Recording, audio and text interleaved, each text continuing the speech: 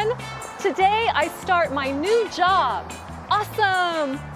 waan idin salaamay dhammaantiin maanta waxaan bilaabayaa shaqadayda cusub cajiib I meet my new boss and my coworkers. waxaan la kulmayaa maamulahayga cusub iyo asxaabta shaqada I am excited, but nervous.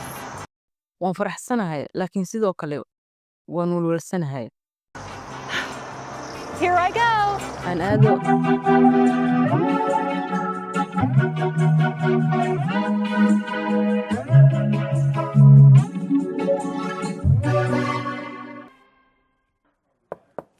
Come in. soo gal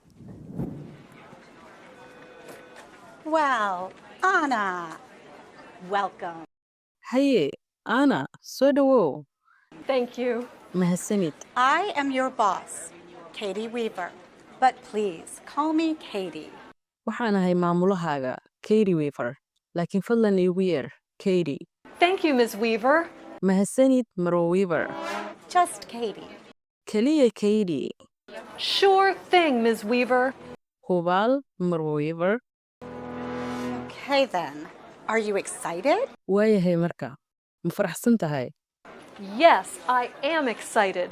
haa waan faraxsanahay So sorry, but I am busy.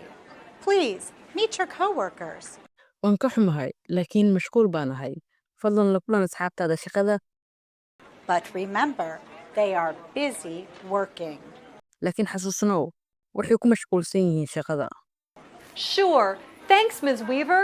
hubaal mahadsanid Marwo Weaver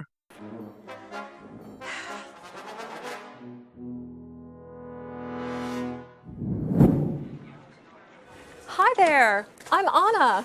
waan ku salaamay waxaan ahay Ana Hi, Anna. I'm Anne. salaan Ana waxaan ahay Aan Nice to meet you. What are you doing? aad baan ugu faraxsanahay inaan kula kulmo maxaad qabanaysaa I'm writing. waxbaan qorayaa You are writing. You are writing a lot. waxaad qoraysaa wax badan ayaad qoraysaa Oh dear. No, I'm sorry. that's okay. I'm That's sorry. okay. Really. oh khaali maya waa caadi waan ka xumahay waa caadi runtii Please stop. Please. fadlan jooji fadlan Sorry. waan ka xumahay Sorry. waan ka xumahay And people all around the world are waiting to hear news about the next dadka dunida oo dhan waxay sugayaan wararka ku saabsan madaxweynaha xiga president. Jonathan, hi. Remember me? I live in your building. jonathan waan ku salaamay xasuuso waxaan ku noolahay dabaqaaga Oh, hi, Anna. oh salaan Ana What are you doing? maxaad qabanaysaa I am doing my show. waxaan samaynayaa barnaamijkayga Oh, sorry. Are you recording? oh waan ka xumahay ma waxbaad duubaysaa Yes, and now I have to record again. haa oo hadda waa inaan mar kala duubaa Sorry. Have a good show. waan ka xumahay barnaamij wanaagsan ha kuu noqdo Thank you. mahadsanid Sorry.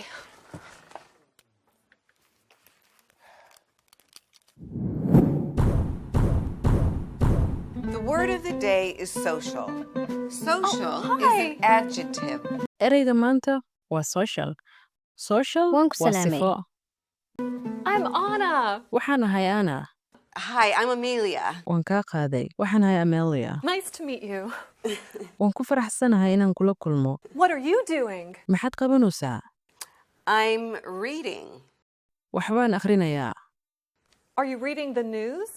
Hi. ma war baad akhrinaysaa hay No, I'm reading for my show. maya waxaan u akhrinayaa barnaamijkayga Can I read again? mar kale ma akhri karaa Sorry. waan ka xumahay This day is not going well. maanta si fiican uma socoto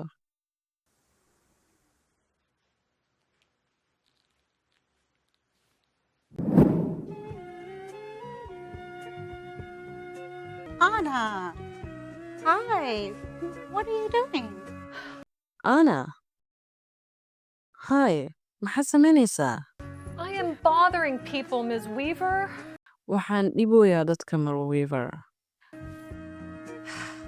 Let's go to my office and talk. Soo bax aadna xafiiskayga oo aan wada hadalno. I like to talk with you, Ms. Weaver. Waan jeclahay inaan kula hadlo Weaver. It's Katie. Waa Katie. Right. Thanks, Ms. Weaver. haa sax mahadsanid Weaver. Boss. Boss. Boss maamule is the person whose job is to tell other workers what to do. waa qofka shaqadiisu tahay inuu u sheego shaqaalaha kale waxa la qabanayo. Bothering. Bothering. Bother To annoy someone or to cause someone to feel annoyed. inaad qof ka xanaajiso ama aad ku sababto ama ka keento in uu xanaaqo. Busy. Busy. Busy mashquul Means actively doing something. si firfircoon wax u qabanaya. Excited. Excited. Excited faraxsan Very enthusiastic and eager about something. aad u xamaasadaysan oo wax zaid u xiiseynaya. Nervous. Nervous. Nervous welwel Means having or showing feelings of being worried and afraid about what might happen. muujinaya ama dareemaya welwel ama cabsi ku saabsan wax dhici kara. News. News. News warar Is information that is reported in a newspaper, magazine, television news program, or website. xog lagu soo gudbiyey oo lagu daabacay joornaal majalad TV idaacad ama website. Office. Office. Office xafiis Is a building or room in which people work at desks doing business or professional activities. dhisme ama qol ay dadku ku shaqeeyaan miisaska iyagoo sameynaya ganacsi ama howlo shaqo.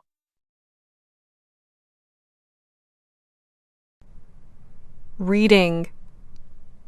Reading. Read akhrin To look at and understand the meaning of letters, words, symbols, etc. eegidda si aad u fahanto macnaha xarfaha erayada calaamadaha iyo wixii la mid ah. Recording. Recording. Record duubid To store something, such as sounds, music, images, etc., on tape or on a disc so that it can be heard or seen later. in wax la kaydiyo sida codad music muuqaal iyo wixii la mid ah si dib loogu maqlo oo loo dhageysto ama loo daawado. Show.